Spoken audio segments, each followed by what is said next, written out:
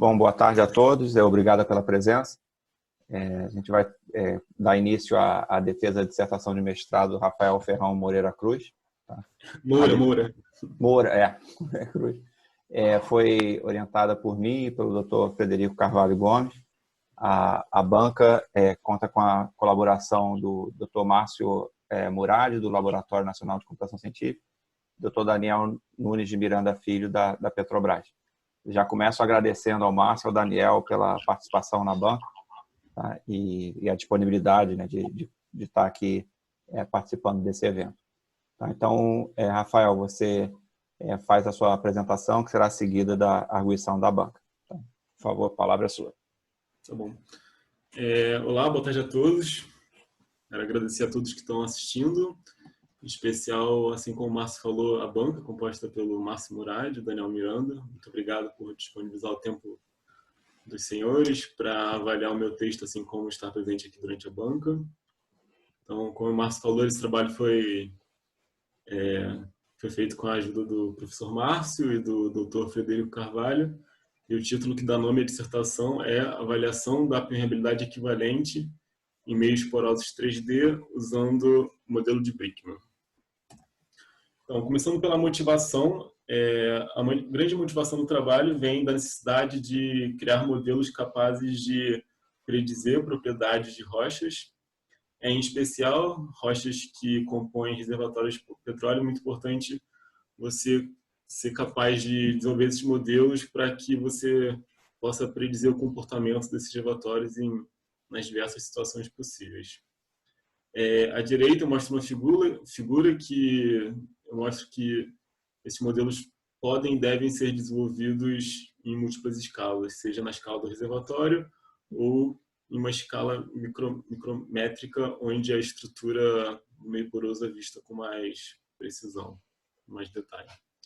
Então, esses modelos podem ser desenvolvidos em um laboratório através de experimentos ou através de simulações numéricas. No caso do meu trabalho, o enfoque foi na simulação numérica. Aqui eu continuo a motivação, mostrando que esses modelos numéricos normalmente são feitos em um modelo multi-escala, onde as propriedades em uma escala menor são usadas para alimentar modelos em uma escala maior. E no caso do meu trabalho, ele se deu na escala micrométrica, que é a resolução da rocha que eu estou analisando. Continuando, mostrando essa imagem ilustrativa para demonstrar um grande desafio de analisar rochas nessa escala, que é a presença de diversos materiais e diversas estruturas. Então, esse é um grande desafio de modelar rochas nessa escala. O meu trabalho ele não atacou todas essas estruturas que estão sendo mostradas, mas ele lidou com esse desafio de uma forma interessante que eu vou mostrar um pouco mais à frente. Agora, na revisão bibliográfica, eu resolvi só apontar quais são os métodos mais utilizados para desenvolver simulações nessa escala. Eu vou começar com métodos empíricos, que não é propriamente uma simulação numérica, são funções pré-feitas que você pega os dados da sua rocha, coloca nas funções e essas funções dão uma expectativa do comportamento das rochas, das propriedades. PNM, Poor Network Model, que se não me engano acho que é o modelo mais antigo que é usado para desenvolver simulações nessa escala, onde a estrutura do espaço poroso é descartada para dar lugar para um grafo composto por esferas e tubos. Então, nesse sentido, a geometria é descartada, só que o espaço topológico é conservado. Outro método muito utilizado, que é o método de Lattice-Boltzmann, que você usa a própria grade da imagem como células de simulação, que é esse aqui, né? Dentro dessas células, você resolve equações cinéticas de colisão e do movimento das partículas e consegue desenvolver um modelo. Mais especificamente, o Lattice-Boltzmann é um método altamente paralelizado e muito fácil de ser implementado também. Por último, os métodos CFD, que é um método onde o meu trabalho se encontra, são métodos que o volume, o domínio é discretizado em células, como vocês podem ver aqui, que é uma estrutura regular, né? E dentro dessa estrutura, variações da equação de Navier-Stokes são resolvidas de forma discretizada. Aqui eu coloco como um apêndice da minha revisão bibliográfica, que foram os trabalhos que já foram realizados no grupo LMP, que foi o grupo que eu realizei esse trabalho. Primeiro, o Rodolfo, nos idos de 2013, se não me engano, ele desenvolveu um trabalho com o professor Márcio, onde a estrutura do meio poroso foi substituída por geometria simples, né? A gente diz que é um meio poroso sintético, onde as fraturas foram substituídas por retângulos e os vazios foram substituídos por esferas e elipses. A partir daí, ele conseguiu obter os mapas de pressão e velocidade do domínio. Ele começou também a desenvolver uma metodologia para meios porosos naturais, como pode ser visto aqui, mas ele não foi muito à frente com isso. Quem foi à frente com isso foi a Monique, que é uma pesquisadora do laboratório, provavelmente eu acho que está assistindo essa defesa, que ela colocou à frente a metodologia relacionada a meios naturais. E, além disso, também ela analisou a interface usando o modelo de Beaver e Joseph, a interface entre os vazios e os meios porosos, para entender o que acontece nessa interface. Além disso, também, ela implementou um modelo de Gaultier, que é esse modelo aqui embaixo, onde o meio poroso ele é subdividido em células, e onde dentro dessas células o volume do espaço poroso é aproximado por uma estrutura de um quadrado com uma esfera dentro, onde a permeabilidade equivalente é calculada dessa forma. Esse modelo, se não me engano, ele é bom para baixas porosidades, só que para altas porosidades ele não funciona muito bem. Agora, entrando no meu trabalho, no que eu vou apresentar aqui agora, primeiramente, eu acho que o grande desafio desse trabalho e o grande objetivo é o desenvolvimento de um simulador, usando um método de elementos finitos para produzir uma fase através de uma amostra de rocha 3D, no caso eu estudei carbonato. Toda a metodologia, idealmente, deveria ser implementada utilizando softwares abertos. Além disso, uma análise que sucedeu do desenvolvimento desse simulador foi a análise da estrutura do espaço poroso como um parâmetro que influencia a permeabilidade equivalente da amostra.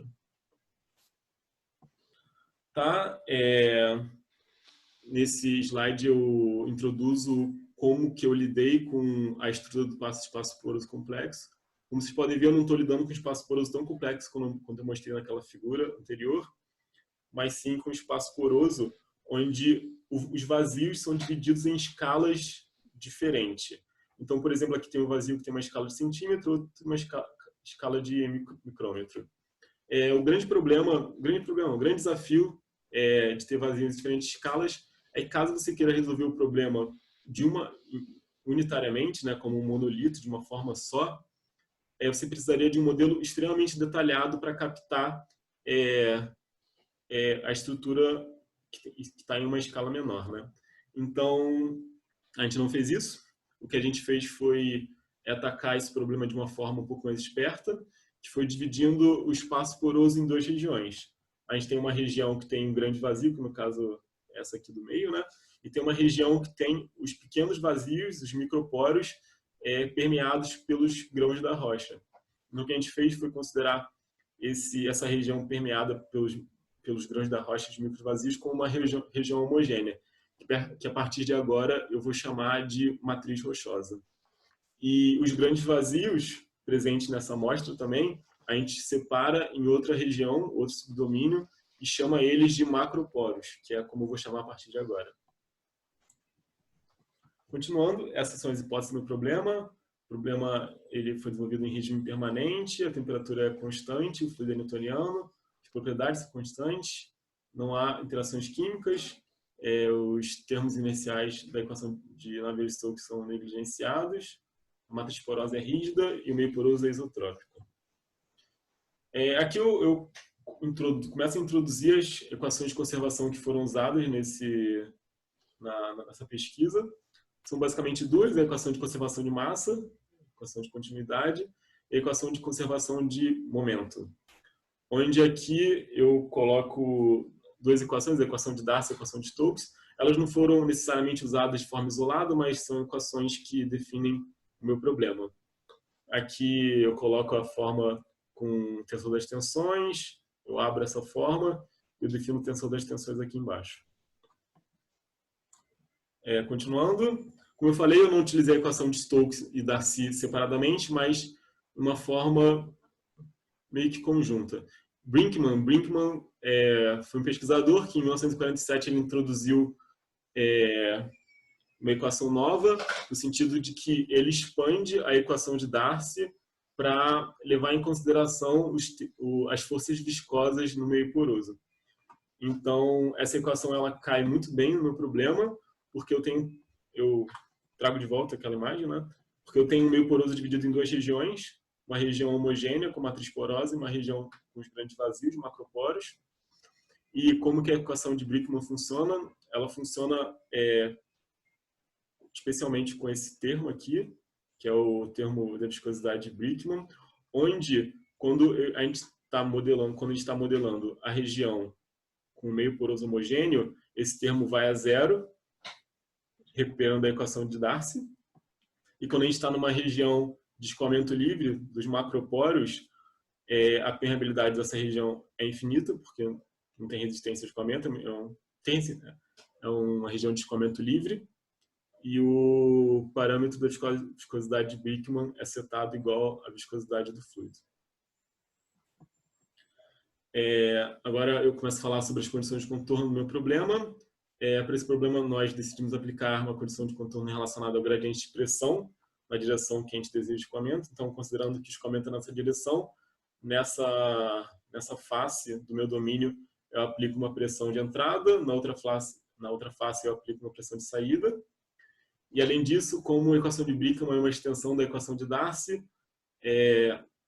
as condições de contorno são equivalentes, no sentido de que eu não tenho fluxo cruzando as fronteiras, esse N.U significa isso, e como meu fluido é newtoniano, é equivalente a falar que eu não tenho tensões cisalhantes nessas mesmas faces. Então, esse Tzinho aqui é o vetor tangente às faces da fronteira, né? E esse NT é a tensão trativa nessas mesmas faces relacionadas à direção normal. Agora eu introduzo a metodologia numérica que foi utilizada para desenvolver esse trabalho. A metodologia ela está dentro do que é chamado de Digital Rock Physics, que subdivide a implementação numérica em 3 grandes etapas. A primeira etapa é a aquisição da imagem, onde a amostra física de rocha é transformada em uma amostra digital. No próximo passo, essa amostra digital, a quantidade de informação dela é reduzida através de uma segmentação. E, por último, a simulação numérica.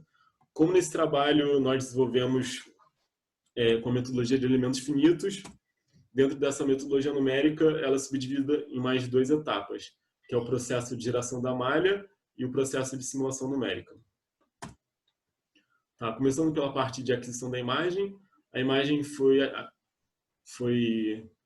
essa imagem digital ela foi feita por um laboratório parceiro, também da PUC. Ela foi feita em cima de 2 plugs de rochas carbonáticas. São rochas que foram extraídas de uma formação rochosa em Sergipe, que são rochas supostamente muito parecidas com as rochas encontradas no pré-sal. Então, elas são casos de estudo interessantes por isso. Essas rochas têm um diâmetro de 40 milímetros, mais ou menos, um comprimento de 90 milímetros, e o processo de digitalização delas se dá com um microtomógrafo.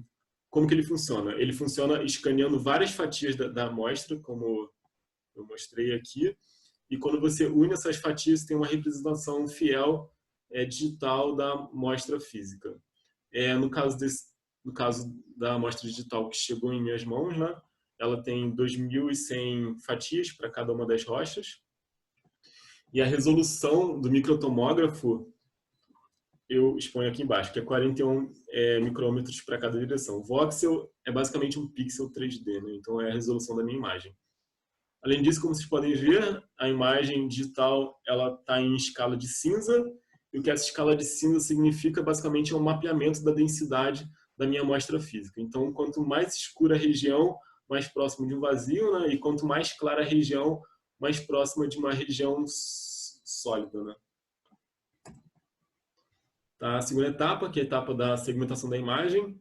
Como eu falei, eu preciso diminuir a quantidade de dados dessa imagem para que eu possa servir essa imagem para a minha simulação numérica.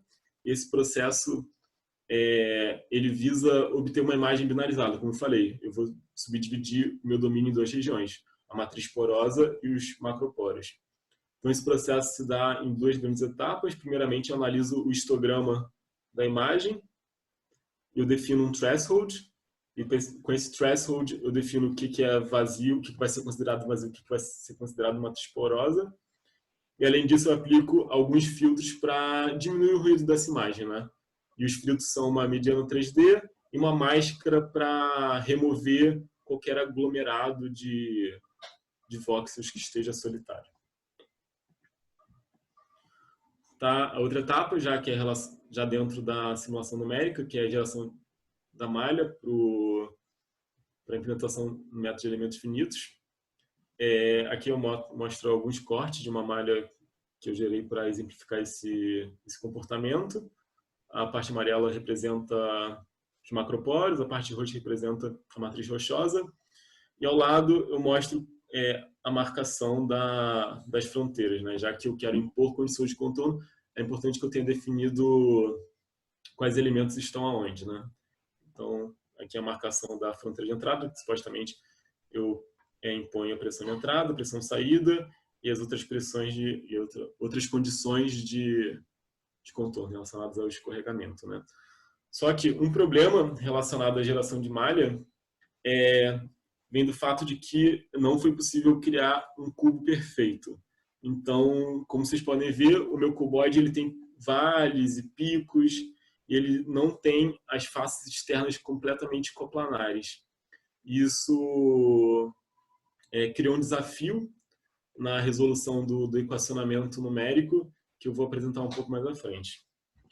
De forma direta, o maior problema relacionado o maior problema gerado por essa malha não possuir faces coplanares é relacionado à imposição das condições de contorno. Porque aqui eu coloquei uma imagem ilustrativa, né, para explicar esse problema. Porque, por exemplo, eu não vou entrar em muitos detalhes nisso, mas, por exemplo, como eu quero impor que n.u é igual a zero, né, que não tem velocidade cruzando a fronteira, caso eu faça isso em uma malha que possui vales e picos, eu vou conseguir eliminar o fluxo que está indo para a direção vertical, por exemplo, aqui. Mas como a face não é coplanar, eu ainda vou ter fluxo cruzando a fronteira. E o que vai gerar uma simulação que não conserva a massa, que é algo que não pode acontecer. Agora, eu começo falando um pouco do equacionamento. Para o equacionamento, eu trago de volta a forma forte do problema e as condições de contorno para facilitar a memória de quem está assistindo. E ao lado eu coloco a forma fraca do problema, que é a forma integral. Para a forma integral, eu utilizei duas funções peso. A função peso φ é a função peso relacionada à equação de conservação de momento. E a função zeta é a função peso relacionada à equação de conservação de massa, equação de continuidade. Eu não vou entrar em detalhes como que eu cheguei a esse equacionamento, não é nada muito complicado, mas eu vou entrar em detalhes nesse termo. Esse termo é o termo que surge da aplicação do teorema de Gauss no produto interno entre o divergente, o tensor das tensões, pela função peso φ. E esse Tn ele pode ser visto como a tensão trativa na face, no elemento de face onde ela está sendo avaliada, né? Essa integral ela é subdividida em três partes para eu poder impor as condições de contorno em todo o domínio. Então, em γ eu aplico a pressão de entrada, em γ2 eu aplico a tensão de saída, e em γ3 eu aplico as condições de contorno relacionadas ao escorregamento nessas faces. Como você pode ver, aqui como eu tinha falado, que não existe tensão cisalhante nessas faces externas, né, que eu quero impor o escorregamento. E isso aqui é equivalente a falar isso, né? Aqui eu estou falando que não existe componentes tangenciais na tensão trativa dessas faces. Aqui eu estou falando que só existe tensão normal na tensão trativa dessas faces. Então, esses dois termos aqui são equivalentes.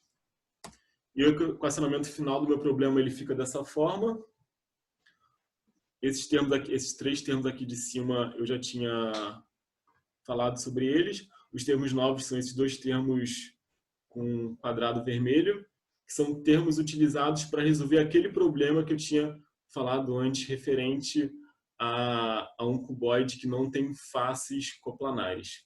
Esse aqui é um método conhecido como método de Nietzsche, onde você impõe um termo de penalidade, conhecido termo de penalidade, para métodos variacionais, e além disso você impõe também um termo de simetria, relacionado à integral de superfície. De novo, eu também não vou entrar em detalhes nesse equacionamento. Se a banca quiser, a gente pode discutir um pouco mais sobre isso na arguição. Agora, relacionado à expansão dos meus campos de velocidade e pressão, os dois campos foram expandidos utilizando funções de interpolação lagrangianas, o que significa que essas funções bases, elas assumem valor igual a 1 nos nós onde elas estão relacionadas e valor igual a 0 nos outros nós. Também é um método de Galerkin, então esse φ e esse zeta é o mesmo φ e o zeta utilizado nas funções peso. E, além disso, para a expansão do campo de velocidade, nós utilizamos funções quadráticas, o que significa que cada nó que eu estou mostrando aqui no tetraedro, que é o elemento da minha malha, cada nó é relacionado a um grau de liberdade. Então, aqui são 10 graus de liberdade para velocidade em cada direção, que totaliza 30 graus de liberdade. E para a pressão, ela é avaliada com uma função de interpolação linear. Então, ela é avaliada só nos corners. Desculpa, eu esqueci o nome em português. Do elemento. Então, são 4 graus de liberdade relacionado à pressão, o que totaliza 34 graus de liberdade para cada elemento. Agora, falar um pouco como que eu computei os resultados relacionados à permeabilidade equivalente. Primeiramente, o sistema linear ele é resolvido com o sistema linear resultante do equacionamento variacional. Ele é resolvido com MUMPS, que é um solver direto que ele implementa uma variação da eliminação gaussiana. Além disso, a permeabilidade equivalente é calculada utilizando Darcy, né? Aqui é o fluxo que sai pela fronteira γ2. E além disso, essas são as condições de contorno. As condições de contorno não, os inputs do meu problema, né? Uma viscosidade de 1 vezes 10 a menos 3, um gradiente de pressão de 2 Pascal. O que significa que aqui eu aplico 1, aqui eu aplico menos 1, né? Agora, abrindo os resultados da minha dissertação, a primeira coisa que eu quis fazer foi fazer umas inspeções, assim, para garantir que a simulação está dentro do esperado. Essa primeira inspeção foi relacionada ao volume de controle, ao tamanho do volume de controle. Então, essa aqui é uma análise similar a uma análise de volume representativo. Aqui, meu objetivo são 2. Primeiro objetivo, eu não quero que o macroporo ele esteja completamente conectado na direção do escoamento, porque caso isso aconteça, eu crio um caminho preferencial para o escoamento do fluido e isso acaba aumentando demasiadamente o valor da permeabilidade, né? Então, isso não é o comportamento que eu desejo na minha simulação. E segundo, eu quero que caso eu aumente ou diminua um pouco o volume de controle, eu não quero que as propriedades da amostra mudem tanto assim. Então, tem que ter um certo nível de estabilidade aí. Tá? Então, para essa análise, primeiramente, eu analisei a macroporosidade de subvolumes extraídos das duas rochas. Então, aqui tem uma amostra 8, aqui tem uma amostra 5. Então, primeiro eu começo com um subvolume de 1,25 milímetros e vou aumentando os mesmos 1,25 milímetros em cada direção. São cuboides, né? Então, todas as arestas têm o mesmo valor. E esse A aqui é referente a esses 1,25 milímetros, né? É a aresta que está crescendo, né? Como vocês podem ver, em subvolumes menores das amostras, aqui, por exemplo, ficou muito evidente, né, na amostra 8, que o que aconteceu aqui foi que nesse subvolume, um macroporo foi muito dominante no cálculo da macroporosidade do domínio, o que acarretou nesse valor muito alto, né? Mas à medida que eu fui aumentando a amostra, esse macroporo foi perdendo a relevância a ponto de que estabilizou, a ponto de que a macroporosidade estabilizou. Um comportamento semelhante aconteceu com a amostra 5, mas não foi tão evidente quanto com a amostra 8. Continuando, agora uma análise semelhante foi feita com a permeabilidade. Para a permeabilidade, agora eu já tive que resolver simulações, né? As simulações foram resolvidas com esse computador aqui, com essas especificações, e o tempo de execução variou entre 2 minutos e 7 horas. Para esses subvolumes, mesmos subvolumes utilizados na análise anterior, eu calculei a permeabilidade deles em todas as direções principais, KX, KY, KZZ. E como se pode ver, naquele subvolume em que a macroporosidade era muito alta, a permeabilidade também ficou muito alta. Provavelmente o que aconteceu aqui foi que o espaço macroporoso percolou na direção do escoamento, acarretando nesse overshoot aqui. Mas assim como a macroporosidade, à medida que eu fui aumentando o tamanho do subvolume, a permeabilidade equivalente foi estabilizando. De novo, um comportamento semelhante aconteceu com a amostra 5, só que da mesma forma, não foi tão... O comportamento da permeabilidade não foi tão abrupto quanto o da amostra 8. Nesse sentido, nós decidimos que a amostra com tamanho 11 para cada direção seria o suficiente para que ela fosse capaz de satisfazer os dois objetivos, né? Que é não ter um espaço macroporoso que percola na direção do escoamento e também ter um volume poroso que não varia muito caso eu diminua ou aumente ele. Agora, continuando, um teste de malha, que é um teste padrão para simulação de elementos finitos. Eu testei 7 malhas diferentes, nesse caso eu só testei para uma amostra, não testei para 2. E o meu parâmetro de refinamento é esse aqui, MaxVol, que ele define o máximo volume possível de um elemento. Então, à medida que eu vou diminuindo o máximo valor possível de elemento, eu vou aumentando o refinamento da malha, né? Então, vocês podem ver que o número de elementos, de nós e grau de liberdade aumenta de acordo.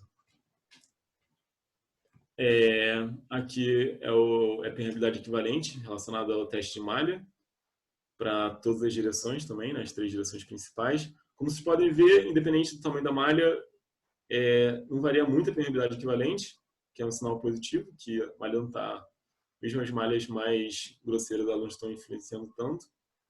E nesse sentido, nós escolhemos a malha 3 com uma malha decente. Eu não queria escolher a malha mais grosseira, acho que por ser um pouco conservador nesse sentido, assim, né? Queria garantir que a malha tem refinamento decente. Então, em todas as próximas simulações que eu irei mostrar aqui, o parâmetro de refinamento é esse aqui, 12. Agora eu vou falar um pouco de qual é o jeitão dos meus resultados, né? Falar primeiro do campo de pressão, como que ele aparenta. Aqui é o campo de pressão externo, a casca do meu cuboide, né? Como vocês podem ver, tem umas regiões de pressão constante aqui, por exemplo. Dá para ver mais algumas aqui, aqui, aqui. E ao lado eu mostro superfícies de igual valor para pressão, que significa que em qualquer ponto da superfície vermelha, cinza ou azul, elas possuem o mesmo valor de pressão, né? E aqui eu trago de volta a equação de Brickman para explicar um fenômeno interessante que faz completo sentido, que é a deformação dessas superfícies em acordo com os macropóros. Isso faz muito sentido porque os macropóros eles não oferecem muita resistência de aumento do fluxo comparado à região da matriz porosa, então faz sentido que a pressão nos macropóros seja relativamente constante, assim, né? E eu trouxe a equação de Brickman para mostrar isso na equação física, né? O que significa que na região porosa, por exemplo, eu tenho esse K aqui, né? Esse K geralmente é é um valor muito baixo, 10 a menos 11, 10 a menos 12. Né? Então, na matriz porosa, esse termo aqui é muito mais significativo que esse, é muito maior. Então, quando eu calculo a queda de pressão na região de escoamento livre, pela dominância desse termo, esse termo acaba ficando irrelevante e acaba que na região de escoamento livre a queda de pressão é muito menor. Aqui eu pego eu destaquei uma região amarela aqui, né? Essa região amarela é exatamente essa, é um corte do meu domínio. Eu destaco outra linha amarela aqui, que eu ploto a queda de pressão nessa região, o que só evidencia o mesmo comportamento que eu tinha falado anteriormente. Enquanto tem uma queda de pressão aqui linear, quando ela alcança o macroporo, a queda de pressão ela atinge um platô. Isso significa que a queda de pressão aqui ela não varia, né? O que faz sentido com o que eu tinha falado anteriormente.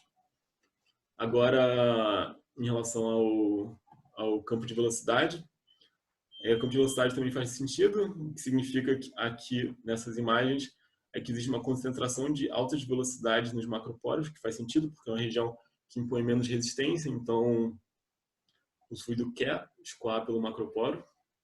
Você pode ver também que quando ele é alongado na direção do escoamento, na direção do escoamento é x, ele aumenta mais ainda a velocidade.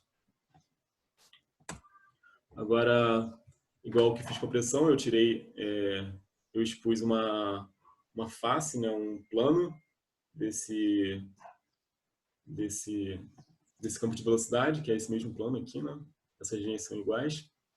E embaixo eu tenho a velocidade nessa linha em x, desculpa. E à direita eu tenho a velocidade nessa linha em y. Como vocês podem ver, quando ele passa por uma macroporo, existe um aumento muito grande de velocidade, que já é esperado.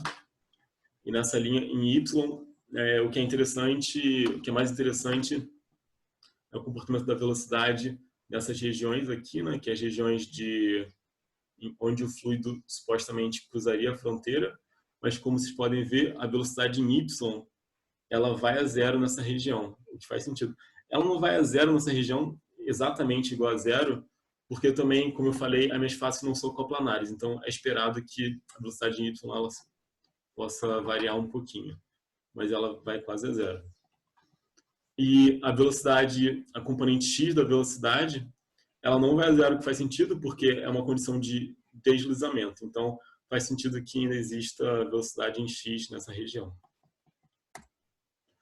Agora, continuando, tendo o simulador funcionado e garantido que ele está funcionando de acordo com o esperado, eu fiz uma análise quantitativa dos resultados, o que significa que eu selecionei 200 subvolumes de cada amostra, da amostra de rocha 5 e da amostra de rocha 8, e simulei todos esses subvolumes.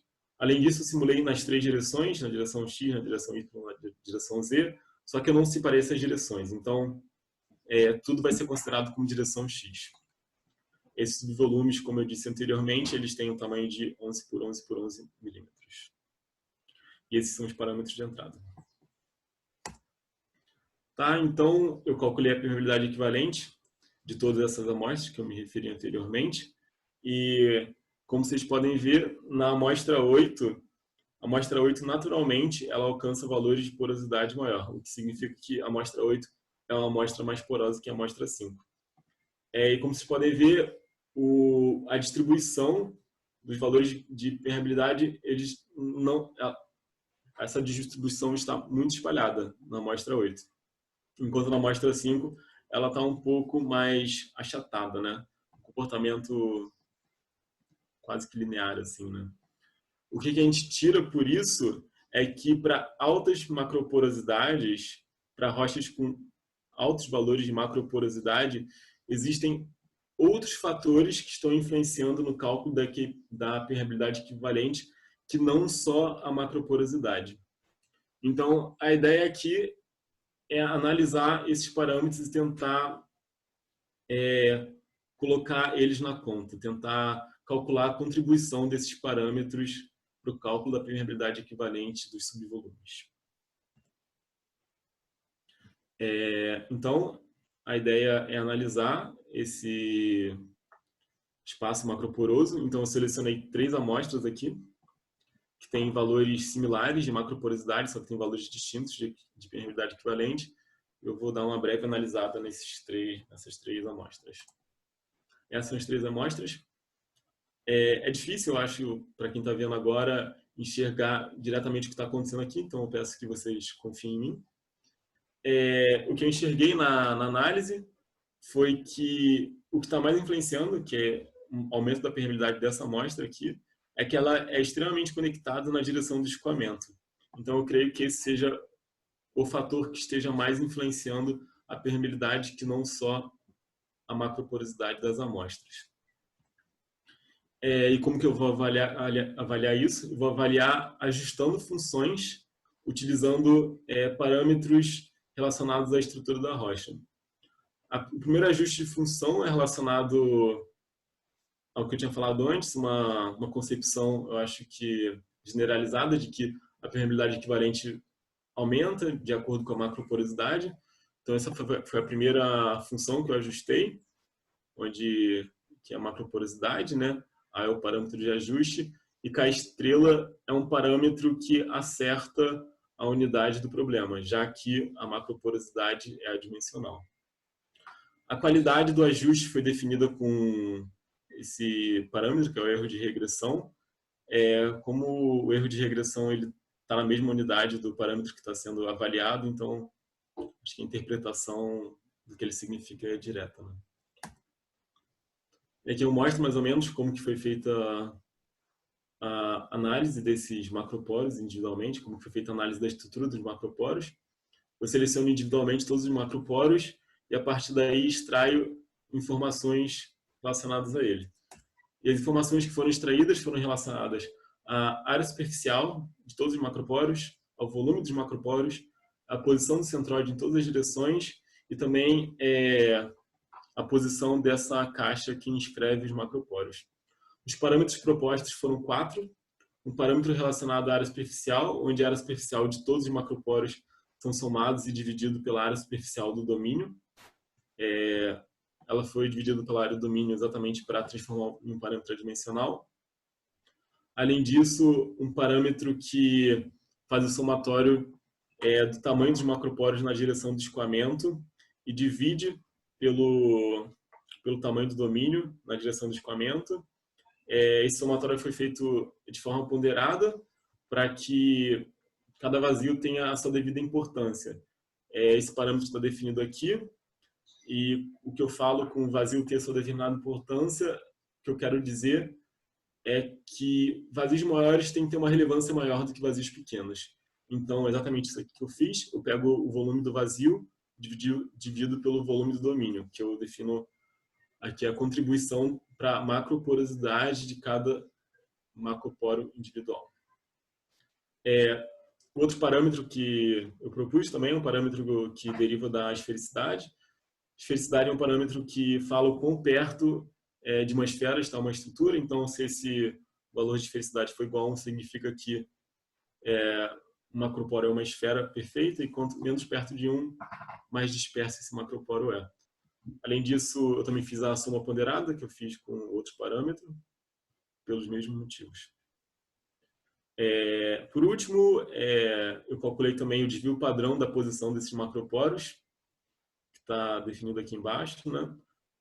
Além disso, também o desvio padrão foi calculado de forma ponderada com o mesmo parâmetro WI. Como vocês podem perceber, todos os parâmetros são adimensionais. Além disso, eu tenho 2 parâmetros que independem da direção do escoamento, que é a área superficial e a esfericidade. E eu tenho 2 parâmetros que dependem da direção do escoamento, que é o LW e o sigma. Agora eu mostro como que esses parâmetros variam com a macroporosidade, para ter uma ideia de como eles estão funcionando.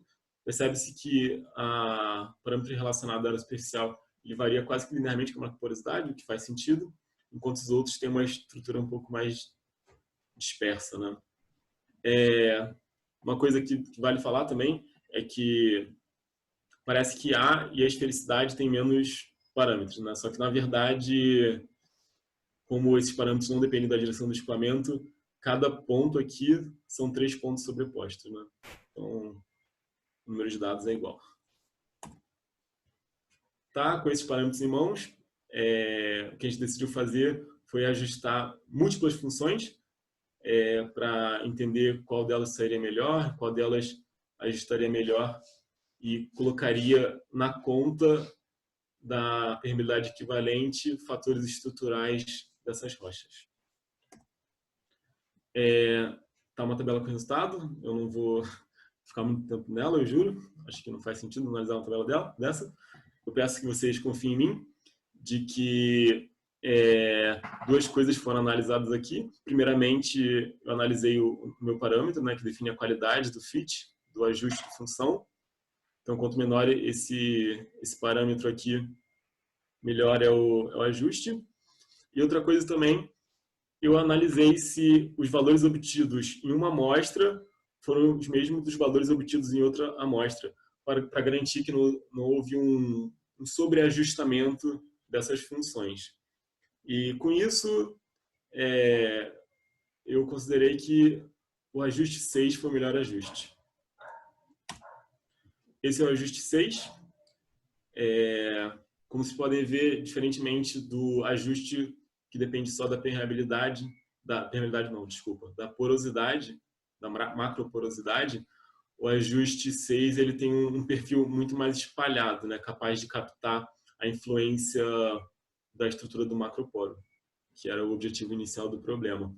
Como vocês podem ver também, a função obtida ela é bastante similar, né? Não tem muitas diferenças, então isso é um ponto muito positivo, significa que não houve um sobreajustamento de acordo com os valores que estavam sendo fitados. E embaixo eu mostro uma medida de espalhamento, né? Eu dividi a permeabilidade equivalente simulada pela permeabilidade equivalente fitada, mostrei o quanto eles variam do outro, né? Como vocês podem ver, para a amostra 8 varia até 40%, um pouco mais, né? Enquanto para a amostra 5 varia bem menos, né? Concluindo o trabalho, inicialmente, né, a ideia original do trabalho era desenvolver esse simulador, e o simulador foi desenvolvido. Com esse simulador eu consigo calcular os campos de pressão e velocidade dessas amostras, que era exatamente a ideia inicial do problema. Além disso, né, com esse simulador em mãos, a gente foi capaz de fazer uma análise da influência da estrutura dos macroporos na permeabilidade equivalente computada. E nesse sentido, a gente ajustou várias funções, e a função que se saiu melhor e que mostra resultados promissores é essa função aqui. As próximas etapas que eu recomendo aqui, que eu acho que seria super válido de serem feitas, obviamente, eu acho que a primeira recomendação é melhorar todas as etapas da metodologia. Como a ideia original era desenvolver essa metodologia e não esmiuçar cada detalhe, cada parte dela, então eu acho que tem muita coisa a ser melhorada. Eu acho que inicialmente seria interessante uma segmentação com algoritmos mais atualizados, né, do que foi feito por mim. Além disso, eu acho que o processo de geração da malha, melhorar esse processo seria algo interessante também, por dois motivos. Primeiro, que eu acho que eu não precisaria impor as condições de contorno com o método de Nitsch, como foi feito. E, além disso, eu poderia usar esses resultados sem o método de Nitsch para validar o método de Nitsch, o que seria algo interessante também. Além disso, eu acho que seria interessante resolver problemas maiores. Eu acho que isso sempre é válido. Só que para resolver métodos maiores, é preciso desenvolver um método iterativo dedicado a esse problema. Porque como é um problema 3D, a estrutura esparsa da minha matriz ela não é muito boa, né? Então, o método iterativo tem que ser dedicado a esse problema. Além disso, acho que seria interessante incluir os efeitos inerciais na simulação. Além disso, caso seja possível, também desenvolver uma simulação em 2 fases. Tudo isso demandaria um custo computacional muito maior, né? Mas eu acho que seria interessante. Finalizando, eu acho que seria interessante também desenvolver uma simulação com mais de 2 subdomínios, por exemplo, acho que seria interessante um subdomínio com macropóreos, um subdomínio com uma permeabilidade da matriz porosa baixa e outro subdomínio com a permeabilidade da matriz porosa alta. Eu acho que seria um pouco mais realista e mais interessante também. E, além disso, eu acho que o que faltou muito no meu trabalho, principalmente nessa parte final relacionada ao ajuste das funções, é uma falta de comparatibilidade entre os resultados. Então, eu acho que seria interessante, principalmente para validar o ajuste de funções, realizar essas mesmas simulações, só que com uma quantidade maior de amostras de rocha. E é isso. Eu queria agradecer primeiramente todo mundo que participou diretamente do meu trabalho. Gostaria de agradecer também todas as instituições que financiaram ou deram suporte para a realização desse trabalho. Agora eu passo a palavra para o Márcio. Tá. Obrigado, Rafael, pela apresentação. Vou passar a fase de arguição da banca e, usando um critério de inversamente proporcional à distância, eu